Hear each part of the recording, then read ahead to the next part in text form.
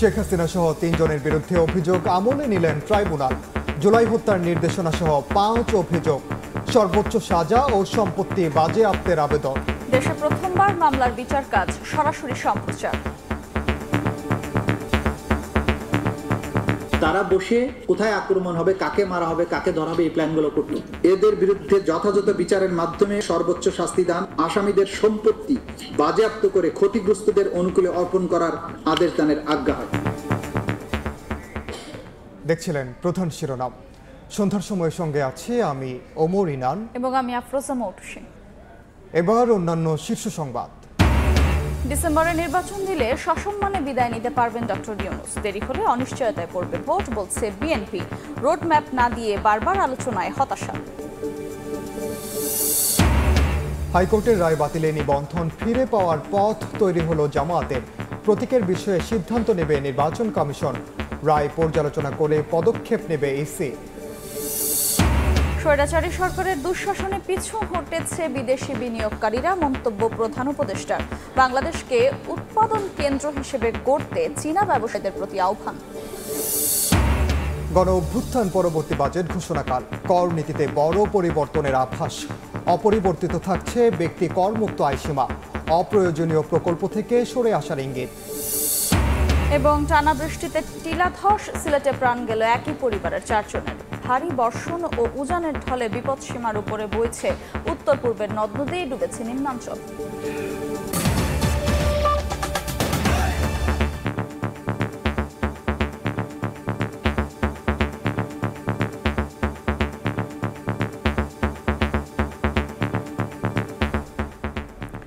শেখ হাসিনার বিরুদ্ধে জুলাই হত্যাযজ্ঞের অভিযোগ আমলে নিলেন আন্তর্জাতিক অপরাধ ট্রাইব্যুনাল। সাবেক স্বরাষ্ট্রমন্ত্রী আসাদুজ্জামান খান কামাল ও সাবেক আইজিপি চৌধুরী আবদুল্লাহ আল মামুন সহ ৩ জনের বিরুদ্ধে 5টি অভিযোগ আনা হয়েছে। দেশের ইতিহাসে প্রথমবার মামলার বিচার কাজ সরাসরি সম্প্রচার করা হয়। আসামিদের সর্বোচ্চ সাজা ও সম্পত্তি বাজেয়াপ্তের আবেদন করেছেন প্রসিকিউশন। চিফ প্রসিকিউটর জানান, প্রতিশোধ নয়, বিচার হবে প্রমাণ নির্ভর। সংগঠিত অপরাধসমূহ আসামি শেখ হাসিনা, আসাদুজ্জামান কামাল, আসামি চৌধুরী আবদুল্লাহ আল মামুনের বিরুদ্ধে জুলাই জুড়ে হত্যাযজ্ঞ চালাতে কি কি করেছিলেন শেখ হাসিনা তা যখন ট্রাইব্যুনালে তুলে ধরেন চিফ প্রসিকিউটর, তখন এজলাসে পিন পতন নীরবতা। শেখ হাসিনা সহ 3 আসামির আনুষ্ঠানিকভাবে বিচার শুরুর প্রক্রিয়া দেশের ইতিহাসে প্রথমবারের মতো সরাসরি সম্প্রচার করা হয়।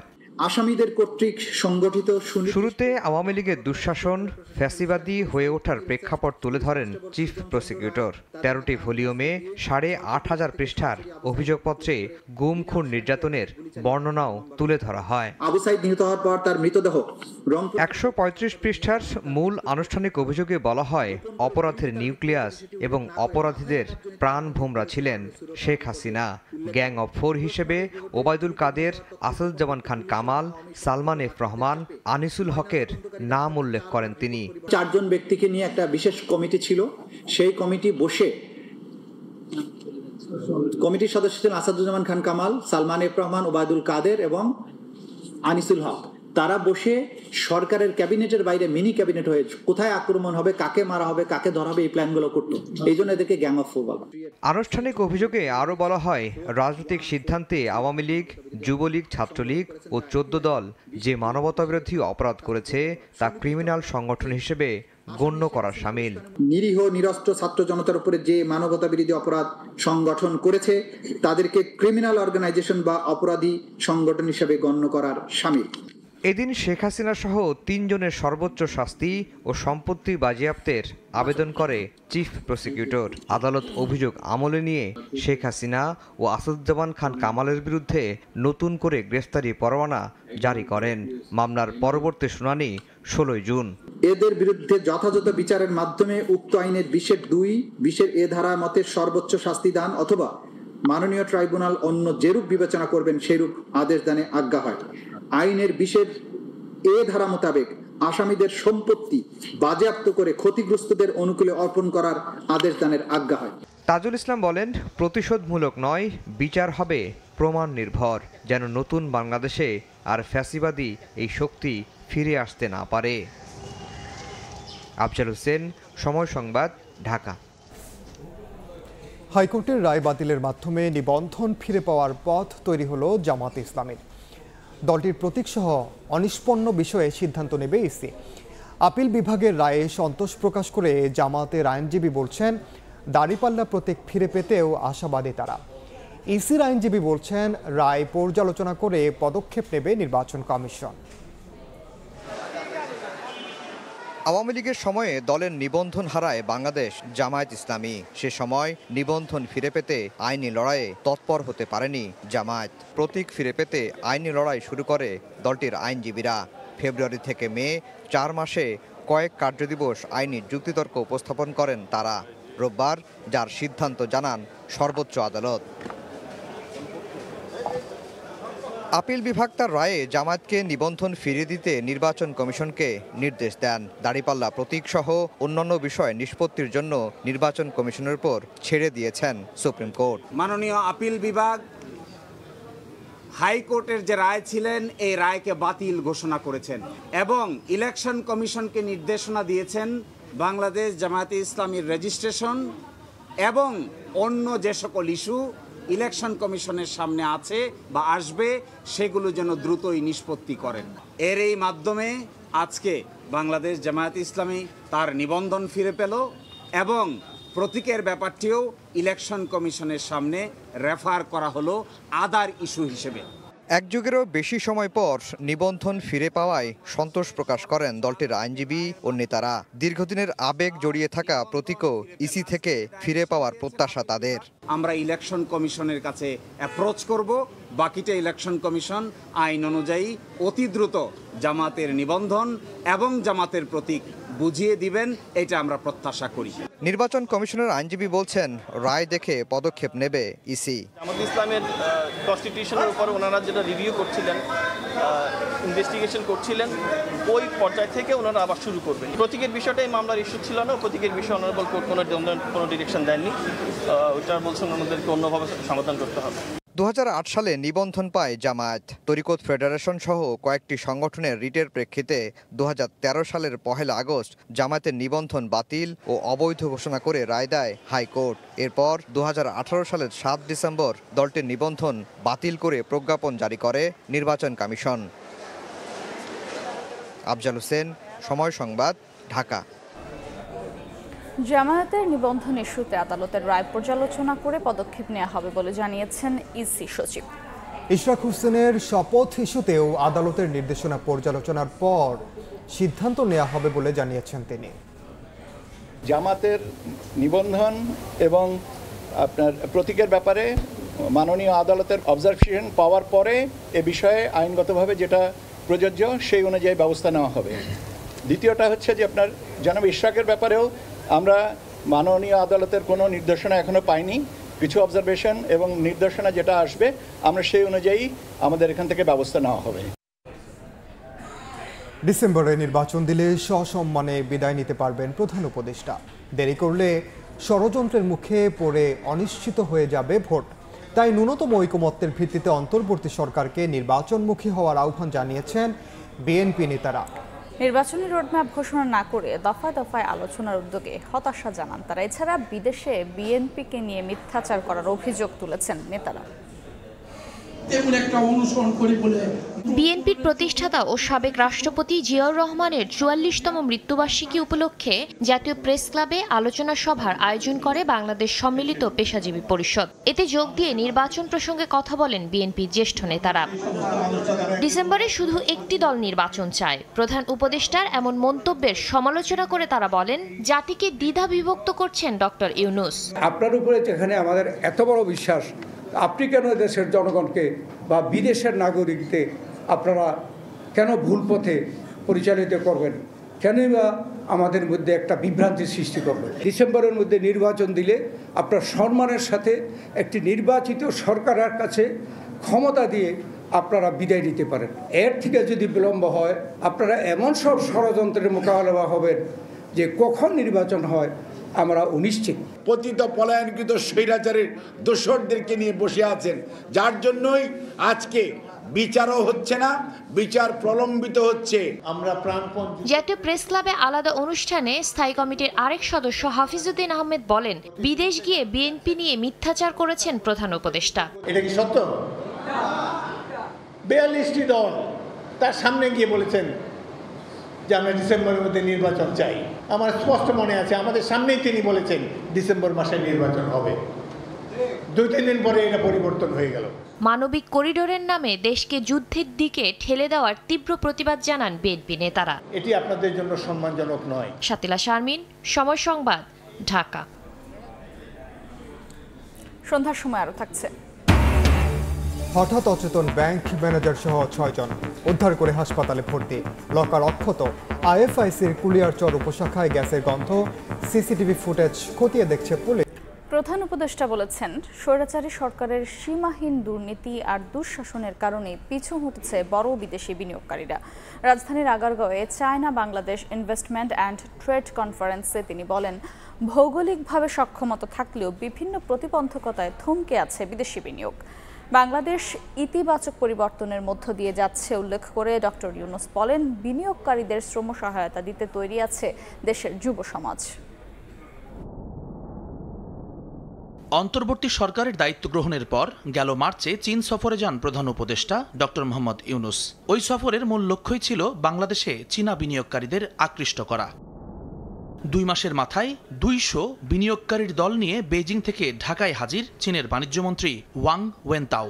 দ্রুত পদক্ষেপ প্রসঙ্গে প্রধান উপদেষ্টা বলেন, বাংলাদেশের ভৌগোলিক অবস্থান আর সস্তা শ্রম বিবেচনায় এমন হওয়াটাই স্বাভাবিক। এতদিন তা হয়নি সীমাহীন দুর্নীতি আর স্বৈরাচারী সরকারের দুঃশাসনের কারণে। ভৌগোলিক অবস্থান কিংবা সহজলভ্য শ্রমবাজার সব মিলিয়ে বিনিয়োগের আদর্শ ক্ষেত্র বাংলাদেশ। তারপরও আমরা বিনিয়োগকারীদের আকৃষ্ট করতে ব্যর্থ হয়েছি। ইকোনমিক জোন খালি পড়ে আছে, মানুষ সেখানে গরু ছাগল পালন করে। বিগত দশক জুড়ে সীমাহীন দুর্নীতি, দুঃশাসন আর স্বৈরাচার শাসকের কারণে অনেক সম্ভাবনাময় বিনিয়োগকারী দেশ ছেড়েছে। দেশের অর্থনৈতিক টেকসই উন্নয়নে বিডা আর বেজাকে ঢেলে সাজিয়েছে অন্তর্বর্তী সরকার। তাই নতুন বাংলাদেশের সাক্ষী হতে চীনা ব্যবসায়ীদের প্রতি আহ্বান জানান ডক্টর ইউনূস। জুলাই আন্দোলনের পর অনেক সমস্যাই কেটে গেছে। এখন বিনিয়োগ বান্ধব একটি পরিবেশ তৈরির চেষ্টা অব্যাহত রয়েছে। আমরা চাই আপনারা আমাদের এই পরিবর্তনের ইতিহাসের সাক্ষী হন। বন্ধুত্বের 50 বছরে 2 দেশের বাণিজ্য ও বিনিয়োগ সম্পর্ক উন্নয়নে এই কনফারেন্স যৌথভাবে আয়োজন করেছে বিডা ও বেজা। জুম্মান সাদিক, জ্যাভলিন, সময় সংবাদ, ঢাকা। এদিকে ডক্টর ইউনূসের জাপান সফরে 418 মিলিয়ন ঋণ সহায়তার আশ্বাস পাওয়া গেছে। মাতারবাড়ি সহ দেশের বিভিন্ন প্রকল্পে বিনিয়োগ সহায়তার আশ্বাসও মিলেছে বলে জানিয়েছেন প্রেস সচিব শফিকুল আলম। কাল ঐকমত্য কমিশনের 2য় ধাপের বৈঠকে সংস্কার ও জুলাই সনদের বিষয়ে চূড়ান্ত পর্যায়ে উপনীত হওয়ার আশা প্রকাশ করেছেন উপ প্রেস সচিব আজাদ মজুমদার। ইন্টারিম গভর্নমেন্ট যে এই মিডি নিয়ে মানে Maheshkhali Matarbari integrated development initiative, এটা নিয়ে যে একটা মাস্টার প্ল্যান করতে যাচ্ছেন, সেখানে তারা সর্বাত্মক সহযোগিতার আশ্বাস দিয়েছেন। তারা $418 মিলিয়ন আমাদেরকে দিবে আশ্বাস জানিয়েছে। এটার এই সংক্রান্ত নোট এক্সচেঞ্জ হয়েছে। 2য় দফায় আলোচনা শুরু করার জন্য সংস্কার প্রক্রিয়া নিয়ে আমাদের মাননীয় প্রধান উপদেষ্টা এই আলোচনার উদ্বোধন করবেন। আলোচনাটা এই ফরেন সার্ভিস একাডেমিতে শুরু হবে। এই আলোচনাটা শেষেই ওনারা জুলাই চার্টার যেটা নিয়ে কাজ করা হচ্ছে সেই বিষয়ে একটা সুস্পষ্ট ঘোষণা দিতে পারবেন। টানা বৃষ্টিতে টিলা ধসে সিলেটে প্রাণ গেল একই পরিবারের 4 জনের। ভারী বর্ষণ ও উজানের ঢলে বিপদসীমার উপরে বইছে সুরমা, কুশিয়ারা সহ উত্তর পূর্বের নদ নদীর পানি। ডুবেছে নিম্নাঞ্চল। পাহাড় ধসের শঙ্কায় বান্দরবান ও রাঙামাটিতে আশ্রয় কেন্দ্র খোলা হয়েছে। আগামী 48 থেকে 72 ঘন্টা বৃষ্টিপাত অব্যাহত থাকবে বলে জানিয়েছে আবহাওয়া অফিস। টানা বর্ষণ ও উজান থেকে নেমে আসা পাহাড়ি ঢলে পানি বেড়ে তলিয়েছে ঘরবাড়ি, রাস্তাঘাট। হাঁটু পানি মারিয়ে গন্তব্যে যেতে দুর্ভোগের শেষ নেই দুর্গতদের। অনেকের কাছে নৌকায় এখন ভরসা। সিলেটের সুরমা, কুশিয়ারা ও মনু নদীর পানি বিপদসীমার ওপর দিয়ে বইছে। গোয়ানঘাটে তলিয়ে গেছে নিম্নাঞ্চল। এতে পানিবন্দী হয়ে পড়েছেন গুচ্ছ গ্রামের বাসিন্দারা। অনেকে প্রয়োজনীয় জিনিসপত্র নিয়ে এলাকা ছাড়েন। আমার 3 বাচ্চা লয়ে এখন বর্তমানে পানির মাঝে আছি। আদাত পানি বাড়লে আমাদের সমস্যা হয়ে যাবে। বাড়িটাও তো আশ্রয়কেন্দ্র যখন আমরা তো বাড়ি গরু নাই। শনিবার রাতে প্রবল বৃষ্টিপাতে গোলাপগঞ্জ উপজেলার লক্ষণাবাদ ইউনিয়নের বখতিয়ারঘাট গ্রামে আধাপাকা ঘরের উপর টিলা ধসে পড়ে। এতে মাটির নিচে চাপা পড়ে মারা যায় 2 শিশুসহ একই পরিবারের 4 জন।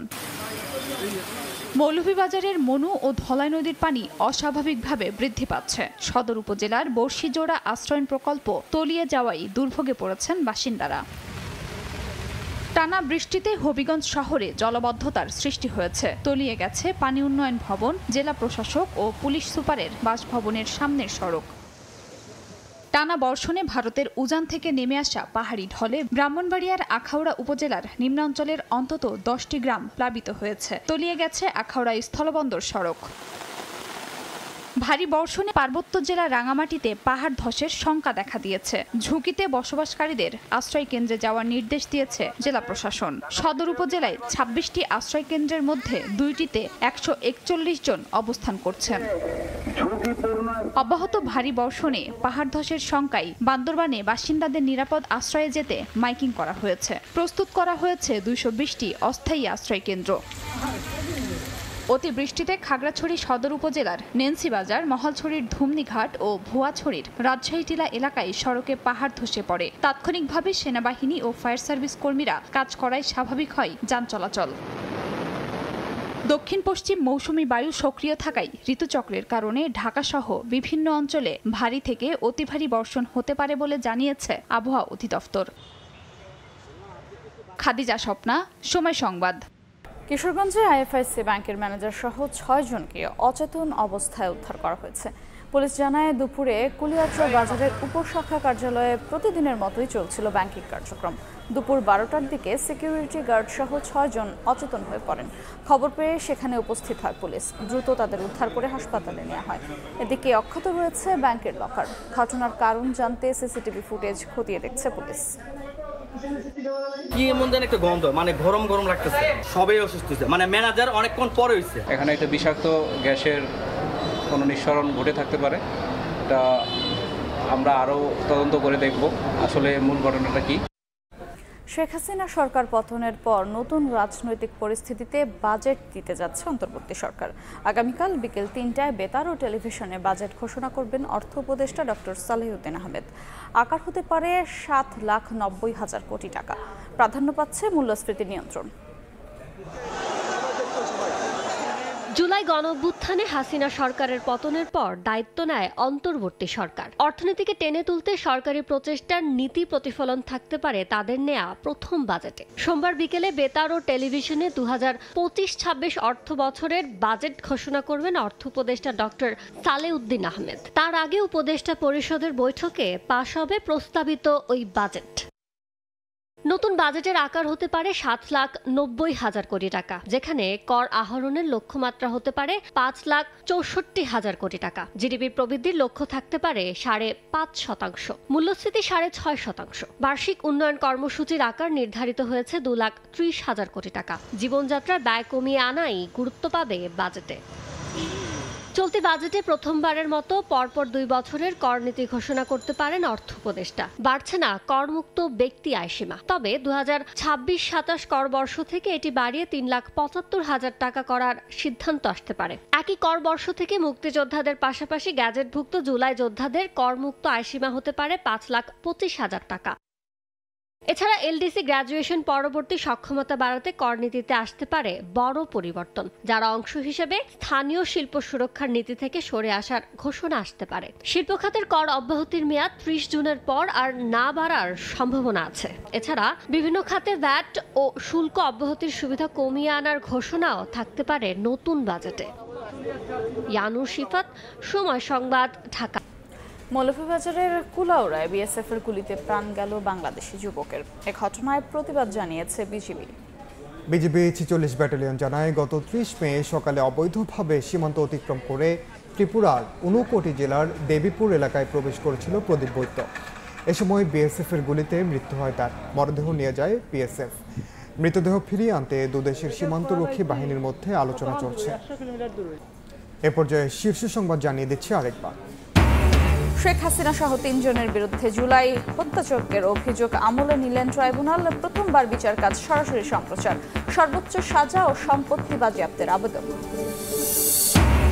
হাইকোর্টের রায় বাতিলে নিবন্ধন ফিরে পাওয়ার পথ তৈরি হলো জামাতের। প্রতীকের বিষয়ে সিদ্ধান্ত নেবে নির্বাচন কমিশন। রায় পর্যালোচনা করে পদক্ষেপ নেবে ইসি। এবং ডিসেম্বরের নির্বাচন দিনে সসম্মানে বিদায় নিতে পারবেন ডক্টর ইউনূস। দেরি হলে অনিশ্চয়তায় পড়বে ভোট, বলছে বিএনপি। রোডম্যাপ না দিয়ে বারবার আলোচনায় হতাশা।